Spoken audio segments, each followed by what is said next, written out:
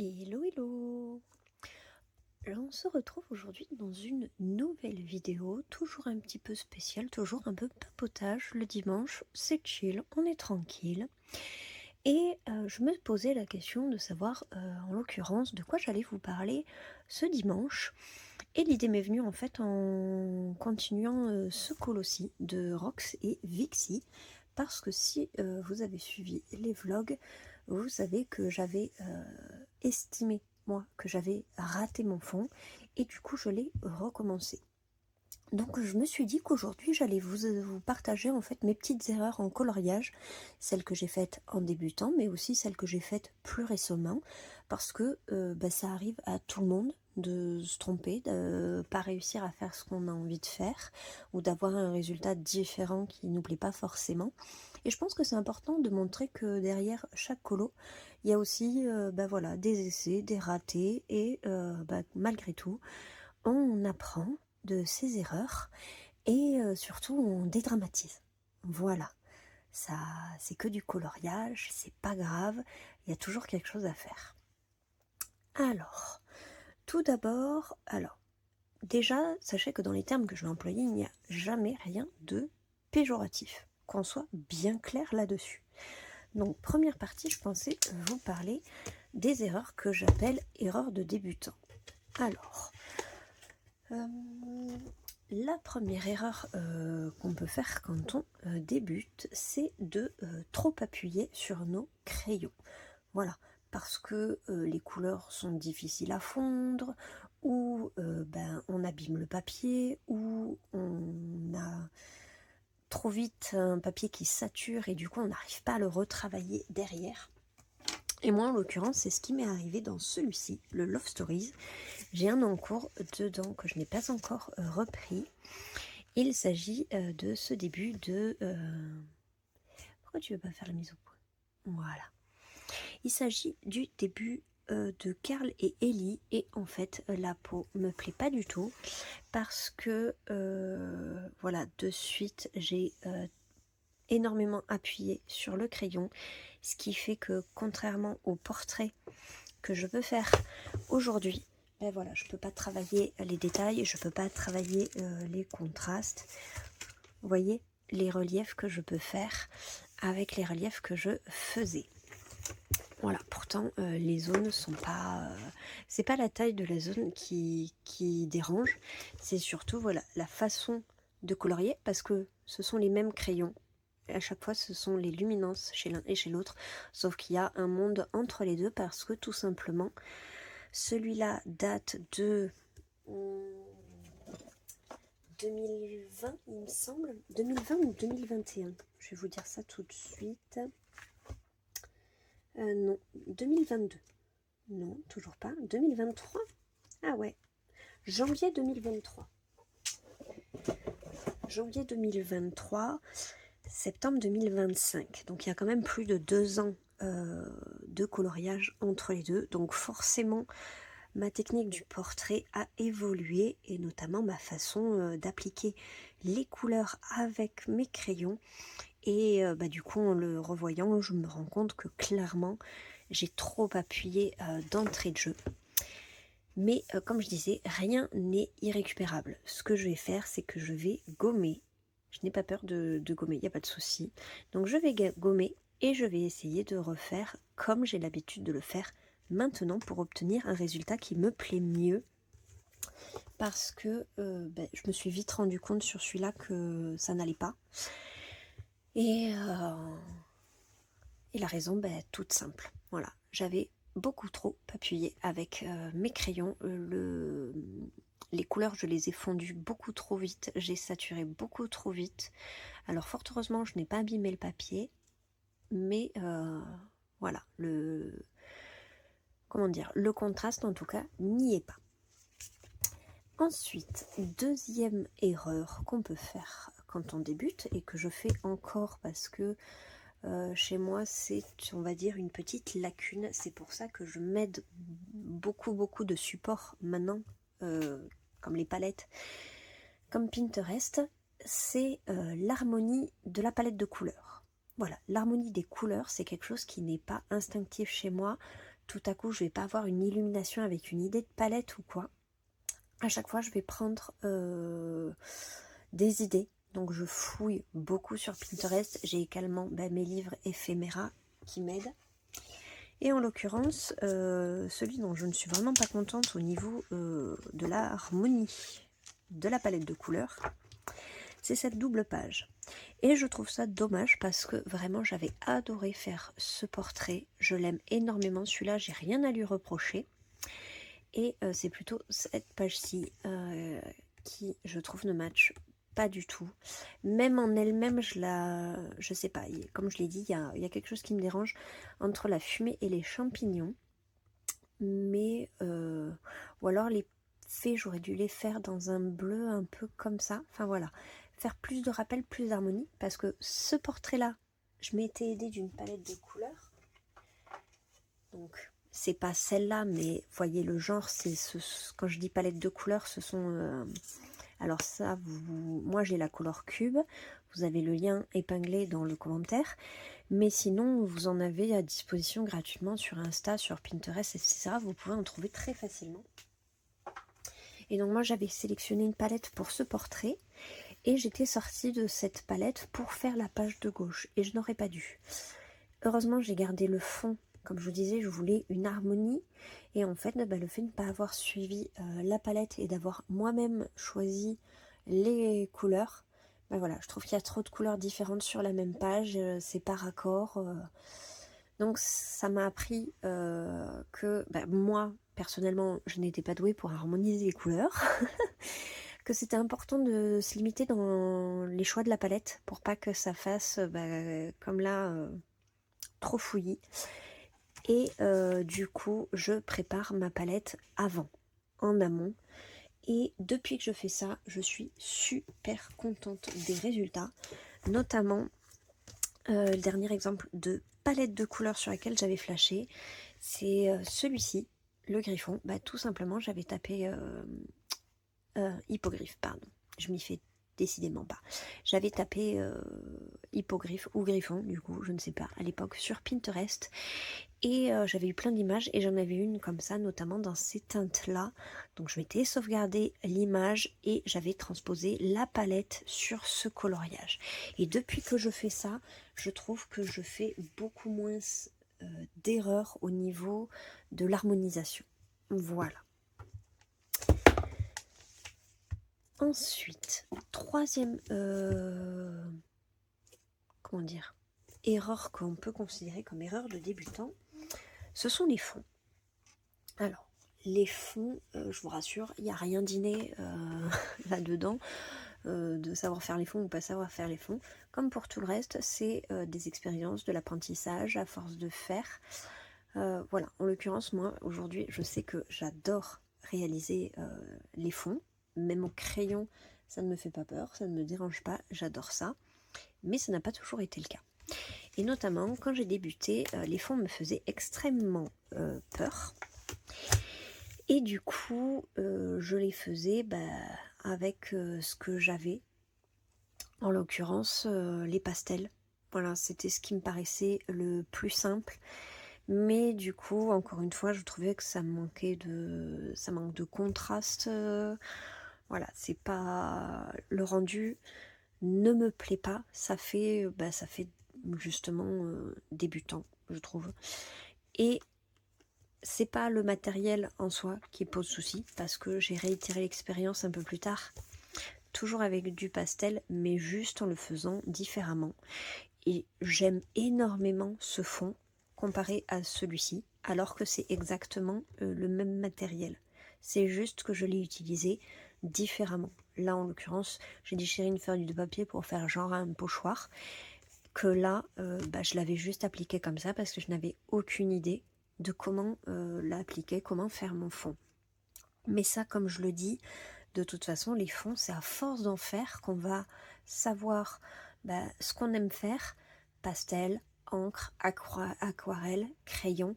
Et c'est toutes ces petites expériences qui m'ont amené aujourd'hui à faire les fonds tels que j'aime les faire.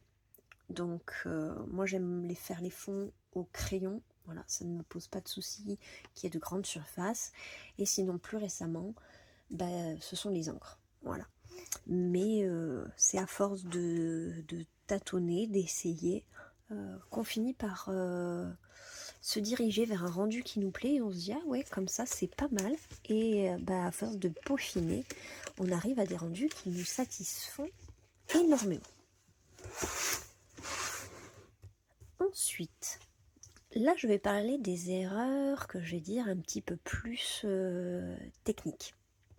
Donc, en l'occurrence, chez moi, c'est les coloriages ratés avec un matériel. Donc ça peut être les feutres, ça peut être les encres, ça peut être le pastel. Moi, c'est le raté au niveau de l'aquarelle. J'ai plusieurs fois fait des tests, j'ai plusieurs fois fait des essais. Je n'arrive pas à maîtriser ce médium. Et pourtant, vraiment, c'est pas faute d'avoir essayé. J'ai essayé sur cette page-là. Ça avait été un fiasco total. Le papier avait... pourtant c'est une édition Muse, le papier est censé super bien réagir. Et sauf que moi je ne suis vraiment pas douée. Et du coup ce qui s'est passé c'est que ça a totalement traversé sur la page de derrière parce qu'à l'époque je ne prenais pas le soin de protéger le dos. Donc là-dessus, première chose que j'ai apprise, du coup, c'est à mettre du washi tape sur la page de derrière pour justement éviter les débordements ici. Et ensuite, ici, je pense que c'est tout simplement parce que j'ai utilisé beaucoup trop d'eau. Ouais, j'ai dû utiliser beaucoup trop d'eau pour que ça traverse à ce niveau-là. Mais encore une fois, c'est en faisant qu'on teste le papier, qu'on voit sa résistance, jusqu'où on peut aller, quelles techniques on peut appliquer. Moi, sur l'aquarelle, je suis vraiment pas un bon exemple parce que je suis une quiche. Je suis vraiment pas douée à l'aquarelle. Mais voilà, on peut être doué pour d'autres choses. Mais voilà. C'est pas grave, maintenant je sais, je protège mon colo, je teste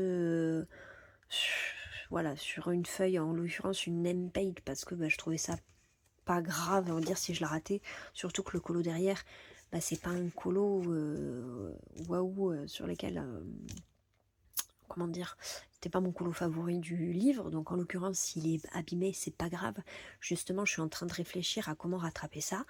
Et il faut aussi accepter que ça fait partie du jeu, d'essayer voilà, des techniques humides, de savoir qu'il y a forcément un impact sur le papier, une réaction qu'on va peut-être pas forcément maîtriser.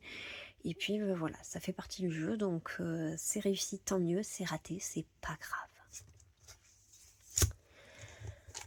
Ensuite,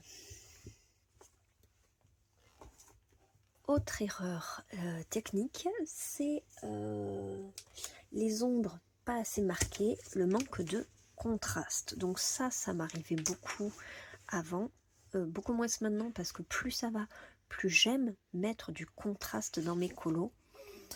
Et le colo qui est assez flagrant pour illustrer ça, je trouve que c'est celui-ci, où en l'occurrence, vous voyez, je n'ai absolument pas contrasté ici, l'espèce de queue de renard qu'elle a en écharpe. La peau, les cheveux encore, ça va, ça j'arrivais à le contraster déjà. Mais vous voyez, je ne savais pas, je ne sais toujours pas d'ailleurs, faire d'effet poil. Et du coup, j'ai pas fait d'effet du tout. J'ai même pas cherché à faire de dégradé, alors qu'aujourd'hui, j'ombrerai un peu plus ici l'intérieur pour éclaircir sur l'extérieur de la queue, etc. Mais ça, encore une fois, c'est que en faisant qu'on s'améliore et qu'en revenant, on se dit déjà il y a eu du progrès. Et ensuite, de se dire qu'aujourd'hui je le ferai différemment, c'est qu'il y a forcément eu une évolution et qu'on a appris à faire différemment. À force d'observer des modèles avec des jeux de lumière, d'apprendre à appliquer de telle ou telle manière, s'inspirer encore une fois d'images trouvées sur internet, sur Pinterest, s'inspirer même de photos, ou moi en l'occurrence pour ce qui est Disney des stickers. Voilà, ça je vous en avais parlé dans ma vidéo inspiration. Ça peut nous aider quand on ne sait pas où placer les ombres, où marquer un effet, etc. Parce que, ben voilà, c'est normal d'avoir peur de contraster, mais en y allant petit à petit, je trouve le rendu beaucoup plus intense, au final beaucoup plus profond, et ben voilà, forcément on évolue et on apprend.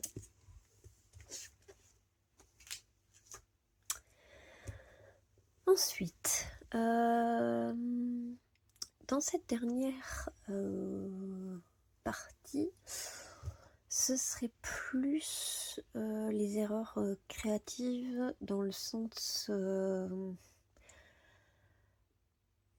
la façon d'aborder le coloriage, on va dire comme ça.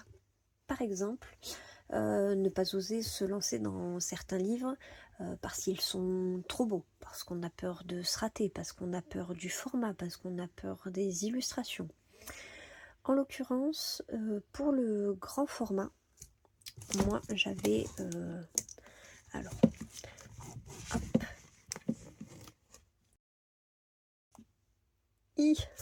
c'est vraiment pas pratique de le sortir. Alors moi j'avais un problème avec les grands formats. Je n'avais que le vitro parce que je trouve que c'est plus facile vu que c'est des cases, etc. Mais c'est tout. Et le grand format me faisait peur dans un sens où je trouvais que ça faisait trop de grandes surfaces, beaucoup de fond ou beaucoup de surface à colorier. Et du coup, j'avais pas envie, voilà, de l'acheter, de me lancer dedans. J'avais peur que le rendu ne me satisfasse pas, peur de rater les colos. Et au final, fort heureusement, j'ai réussi à dépasser ça parce que je prends un réel plaisir à colorier dedans. Là, par exemple, c'est intégralement fait au crayon. Mais voilà, encore une fois, je le dis, c'est à force de faire qu'on s'émancipe, que ce soit du format, etc. J'hésite pas à camoufler également les éléments qui me dérangent. Là, en l'occurrence, sur l'illustration, dans le fond, il y avait la sphère de la planète au trésor, vraiment disproportionnée. Et je ne savais pas trop quoi en faire, etc. Donc j'ai opté pour un fond foncé, de sorte à masquer même les traits du dessin. Et de cette façon, ça me permet de me débloquer par rapport à certains colos. Voilà, masquer les détails qui nous plaisent pas forcément. Parce qu'après, finalement, que ce soit des petites surfaces ou des grandes zones, une fois qu'on a la technique, peu importe que ce soit, peu importe la taille de la surface, au final, le tout c'est d'y aller avec patience et j'ai envie de dire, ça se fait. Comme on fait une petite surface, on fait une grande surface. Il n'y a pas de raison de ne pas y arriver, de ne pas obtenir un rendu qui nous plaît. Et comme je dis, si les grandes zones comme ça font peur, on peut trouver une alternative, encre, aquarelle, pastel, etc. Voilà. Mais c'est dommage de se priver d'aller dans certains livres parce qu'on en a peur, parce que du coup on se prive par la même occasion d'une expérience qui nous apprendrait beaucoup sur notre façon de colorier et sur la manière de nous améliorer.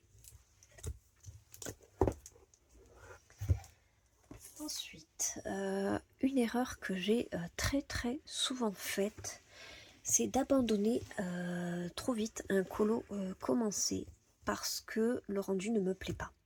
Ça m'arrive malheureusement très souvent. Enfin, ça m'arrivait très souvent, et sauf que cette année, j'ai décidé de prendre le truc à l'envers.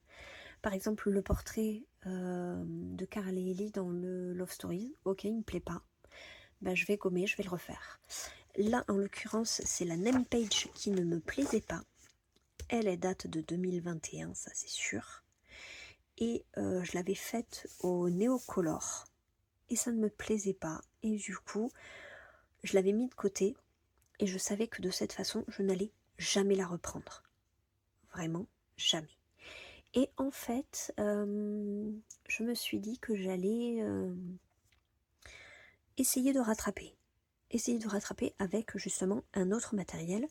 Donc soit la solution la plus simple, c'est souvent de recouvrir au Posca noir, ça aurait pu être une solution, mais vu que moi j'ai découvert les encres, et les encres oxydes ont cette capacité vraiment très opaque de masquer ce qu'il y a derrière, c'est-à-dire que j'avais fait au néocolor des espèces de vaguelettes, on ne les voit même plus, on dirait que de direct j'ai fait le fond aux encres alors que dessous il y a un médium humide avec des effets, etc.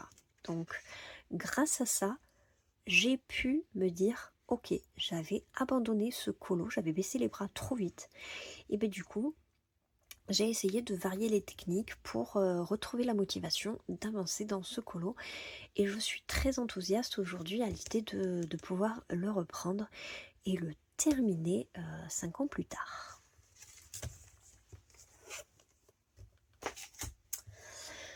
Alors, autre chose qui peut être un frein et dont j'entends souvent parler, ce sont, comment dire, l'effet, c'est l'effet de se comparer aux autres, que ce soit sur Insta, sur YouTube. On trouve forcément des personnes qui font mieux que nous, qui ont un style différent, qui colorient depuis beaucoup plus longtemps, ou tout simplement qui ont vraiment une patte qui leur est propre, un style qui leur est propre, un rendu incroyable, etc. J'ai envie de dire, c'est comme dans tous les domaines. Certains ont des facilités, d'autres non. Certains vont apprendre plus vite, d'autres à leur rythme un peu plus lentement. Moi, j'estime que je fais partie de ceux qui apprennent très lentement parce que aujourd'hui, le résultat que j'ai me satisfait, mais j'estime que j'ai encore énormément à apprendre. Et mine de rien, ça fait 10 ans que je colorie. Et 10 ans, c'est énorme. Et certains, en 2-3 ans, ont fait beaucoup plus de progrès que moi en l'espace de 10 ans.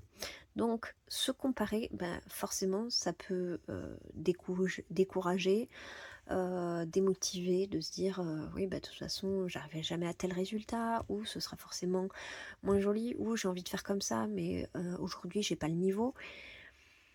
Chaque colo, je veux dire, va vous apprendre et vous amener vers le résultat que vous voulez.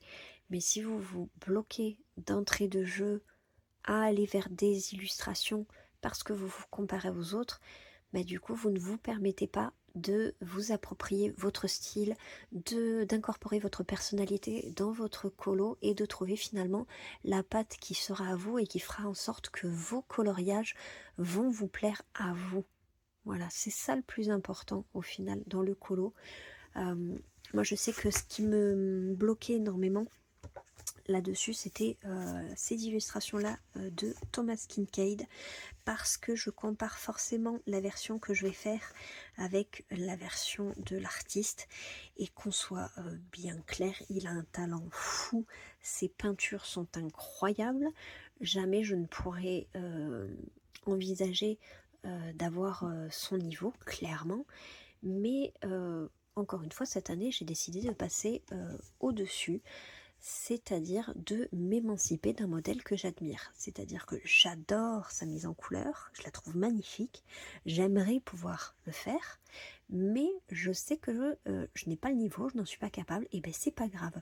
Plutôt que de me priver de prendre du plaisir dans ce livre que je trouve magnifique, encore une fois, je vais essayer avec mon matériel, mes techniques, de faire à ma façon, avec mon style, avec ma patte. Parce que le coloriage, c'est pas rechercher la perfection, c'est pas voilà, réussir à rendre exactement le rendu, là en l'occurrence tel qu'il est, mais c'est toute la phase créative de prendre du plaisir et de la détente juste en prenant nos crayons et en faisant nous-mêmes notre coloriage.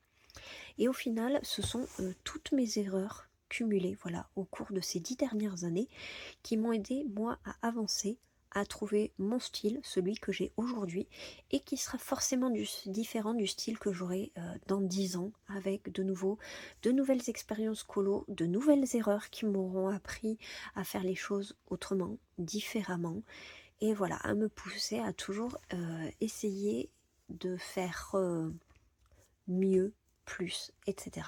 Voilà.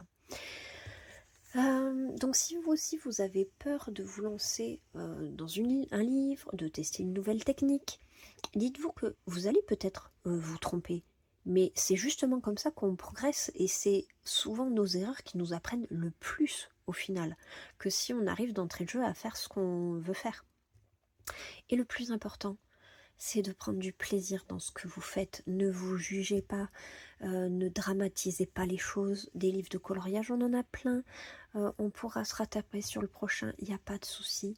Le plus important, c'est que ce moment-là, voilà, vous le vivez pleinement, ça vous détend, ça vous fait du bien. Ce qui serait intéressant, n'hésitez pas à me partager en commentaire vos propres erreurs en colo. Voilà, la plus récente ou celle qui vous a le plus traumatisé entre guillemets, parce que je suis sûre que beaucoup vont se reconnaître dans vos anecdotes à vous, dans l'espace commentaire. Voilà, et ça permettrait peut-être d'en motiver certains qui avaient peut-être, qui ont peut-être encore certaines réticences, certaines peurs, certaines frayeurs. Donc voilà, n'hésitez pas à partager ça en commentaire. Moi, je vous ai partagé toutes mes erreurs, mais je serais vraiment ravie de pouvoir lire les vôtres. Et du coup, j'espère vous retrouver en commentaire pour continuer un peu à explorer ce sujet-là. Donc encore une fois, je vous remercie d'avoir regardé la vidéo jusqu'au bout. On se retrouve, nous, mercredi pour la 5e partie de notre Color With Me. Ça y est, nos personnages sont faits. On va pouvoir s'attaquer le fond de notre Bambi. J'ai trop hâte. Mais en attendant, passez un très bon dimanche. Coloriez bien.